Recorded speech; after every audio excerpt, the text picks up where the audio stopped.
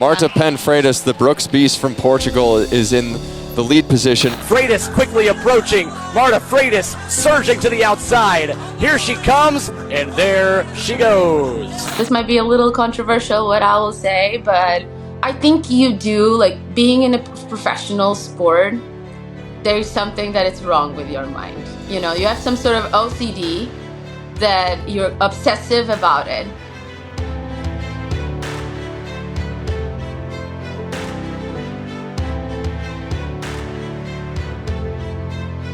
Today we are speaking with Marta Freitas, two-time Portuguese Olympian in track and field, to talk about finding her superpower in running. I'm excited to speak with her because she has such an amazing presence. She is inspiring, delightful, and she has a lot of good things to share with us. My name is Marta Freitas. I'm a two-time Portuguese Olympian for track and field. And I got into running because when I was a kid, I thought that was my superpower. So that's kind of how the story goes. That is so cool. And how did you develop your superpower? Okay, so you can tell, but I'm very short. Everywhere I am, like I go, like I'm always the shortest in the field.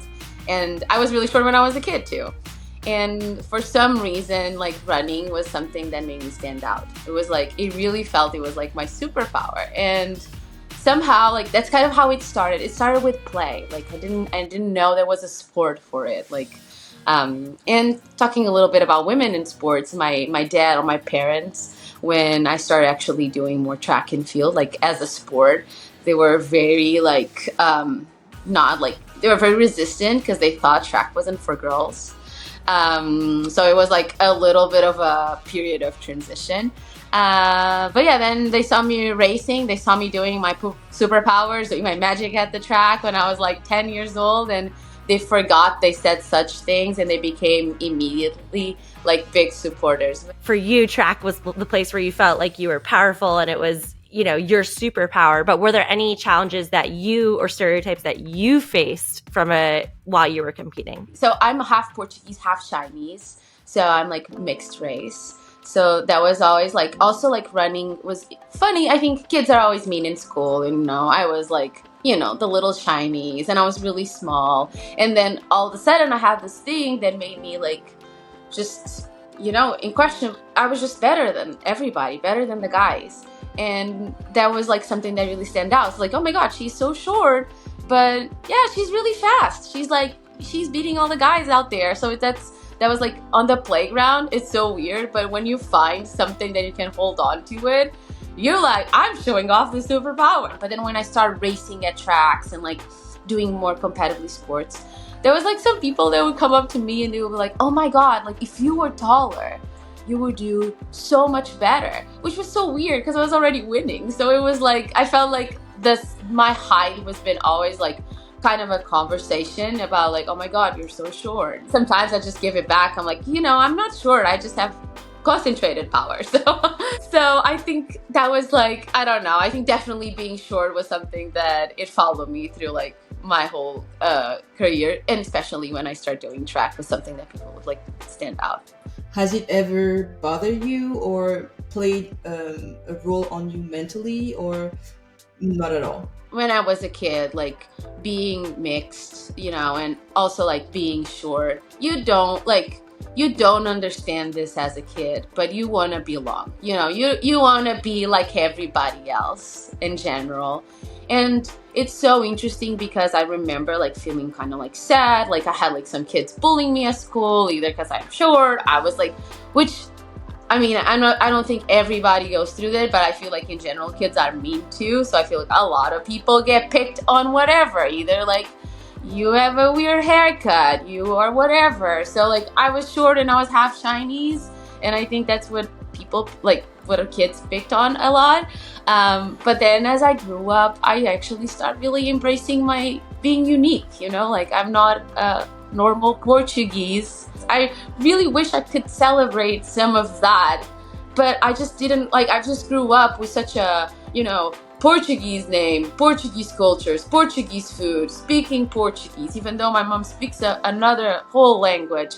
And I like, now I grow up and I look back and I'm like, I wish I was more different, you know? Like when I was a kid, all I wanted was being the same. And now I'm like, why I don't have all of these things that it's part of me, but I never got to embrace it. I can relate so much because when you say your mom only speaks like Portuguese and it's all about Portuguese culture, for me it's the same. Well, I was born and raised in France, but my parents are from Congo and Ivory Coast. But my mom, they never wanted to talk their language and they only wanted me to speak French and immerse me in the French culture. And today I'm like, I wish like they were just more open. Well, I was introduced to their culture in the food and stuff, but you still want to be able to talk with them in their language and be able to connect even more with their roots because it's your roots too. But do you get, now that you're a little bit older, to dive a little bit more into your mom's culture and to discover it a little bit more, to get closer to that culture? My mom's like the only Chinese person I know that doesn't know how to eat with chopsticks, for example, which I'm like, Mom! So I feel like my mom already lost it a little bit, you know? It's just like, so she was already like what you were talking about with your parents, like that you didn't got the full thing, you just got like glimpse of it. So I feel like she just really wanted to be a part of, like, again, not being different. And then as a consequence with her kids, she wanted the same. And now I mean, I'm very proud to say that I'm like half, like this is who I am. And I just wish I grew up differently and I had both cultures, you know, like to like that I will identify with, but I very strongly identify with the Portuguese culture. And I know I have like this other half of me that I never really got to be in touch. Actually, I look forward whenever I'm done with track and field and I get to like travel more to maybe like try to reconnect more that way. But unfortunately, I can't do that as much with my family because I feel they're already so conditioned. I don't know if you understand what I'm talking about. Totally. I just love that you're sharing like so openly about what you've been through because maybe that will resonate with somebody who's listening to us today and be like, oh, okay, I got my superpower. Time to go use it. Because that's exactly what you did. So thank you for that inspiration. I know you've also been open about mental health challenges. Anything that you want to share about your journey with that and why you think it's important for other people to share where they're at? This might be a little controversial, what I will say, but I think you do, like being in a professional sport, there's something that is wrong with your mind. You know, you have some sort of OCD that you're obsessive about it. And I think I'm so glad that mental health has became more like a topic in sports because it is really like everybody that's in this game, you're like you're so, it requires so much that you're missing a lot. It's a battle sometimes with ego and passion because when I was a kid, it was mostly passion, but still made me feel like, oh, I'm better. I'm not the short little Chinese girl anymore. And then as competition goes, I grew up and I started getting better and better. And then I started associating with track. And then like success is not just like that, as we all know. So, well, as a professional right now, like in 2021, I had to like really do a check up and make sure like, am I doing this because it's my passion? Or I'm doing this because it's my prison and I'm just can't think about anything else that I will do because I'm so used to do this and being good at this. Like, what joy am I taking? Like, when I'm in the race and am I present? I'm in the race or I'm thinking about the end of the race. Like, and there was a lot of hurting. Like, it was at that year, like to qualify for the Olympics, there was a lot of crying. There was a lot of despair. There was a lot of I'm not enough. And it's just like, look, this is delusional. Like, I've spent so much time doing this. Like, it feels like you're always proving yourself over and over and over and over again. And it has this weird feeling of like, if you make it, you just did what you're supposed to. But if you don't make it, it's such a hole. And it shouldn't be like that. You know, like both things should be like seen as like, if you make it, you make it. If you don't make it, you don't make it. Like, still a human, like I said, still someone's wife, still all the other things, if you make it or not. That's something I always like to tell myself and remind myself because like you said, the ego sometimes can play a big trick on you even when you think you're like very humble and stuff. Humble. but when you really dive, you're like, I'm not that humble. Like, I need to maybe do some work on myself. It's also interesting because on the other side, I think when things don't go our way, we like, instead of seeing things as they are, we're like, oh my God, I worked so hard. I spent so much time and I didn't get it. And it's such an empty hole, right? Because then you feel like it's almost the world is conspiring for you not to do it. And I will tell you this, the world doesn't give really a shit about if you do it or not. It's like when you feel like, oh my God, I didn't make this race that was so important to me and I worked so hard. And like, you should be frustrated. But I guess we'll get to another topic, which is like, frustration isn't like, you could be frustrated for bad situations, of course, but suffering is an option. And suffering comes when our ego shows up with our insecurities and we deserve to feed our ego. So I think definitely like finding ways to regulate ourselves so we can bring some like perspective and like logic to these moments help us to be okay with frustration and not just dive deep in suffering. What are those things for you? Like, what do you do outside? Do you still go to school, or do you just have fun? Do you have some passions? What is it for you? When I became a professional, I realized that, sports was such a social elevator for me. So I would always be in Lisbon. Like, my parents couldn't really afford for me to like live anywhere else, like for college or anything like that. So sports made me travel the world, introduced me to wonderful people. And that all started because there was this one professor that took out of his free time to create this like space for people come together and run and go over hurdles and stuff. I'm really aware about the power of sports.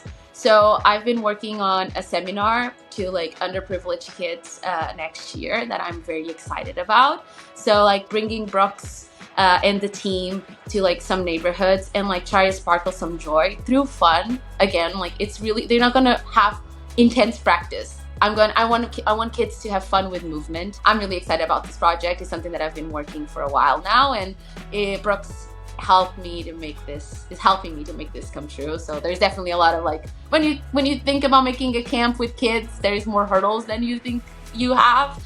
And Brooks is just facilitating. I just get to be the creative and like, oh, I think this is cool and this is cool. And I'm very excited about that. And then, okay, that's like more like a way to like give back to the communities that I feel like it's important. As a professional athlete, I'm very passionate about that. I'm the result of somebody taking time and like sparkle some joy, like shoot joy to like kids' hearts. So I'm a product of that for sure. And I want to be able to just give back in the same way. So obviously this camp, which is so cool, we want to support that however we can. What are your, if you're comfortable sharing, your professional short-term and long-term goals? And we're keeping our fingers crossed for you with Paris. So I am currently working on my qualification for the Olympic Games, and I just started. I'm not behind. I'm where I should be. But I'm not gonna, I will share this expression. I feel like I feel really comfortable with you guys. I told my sports psych after my first race, which was not great, that my heart is a little tight, but what's really, really tight is my ass to qualify for the Olympics. So I feel like the pressure is real. Like I feel it, and I do want to enjoy this as much as it is, because I am like, being stressed is not going to help me to get fitter. So this is where I'm working right now. That's like the big project. Finger crossed. Best of luck, and we'll follow you. Thank you. Absolutely. Marta, what are your hopes for the future of women's sports? We need more representation, and I'm really excited at this point, because I feel like social media, it's been so good too, because girls could see, like, I don't know, they could see other athletes doing their thing. Like growing up, I didn't have a lot of like role models, and I feel like, and there's some sports there was like no role models at all, like football, like soccer here, football in Portugal, and F1, for example. And now like there's sports that are like very male dominant, you start having like female representation, and I think that's huge, and I can't wait to see the effect on that.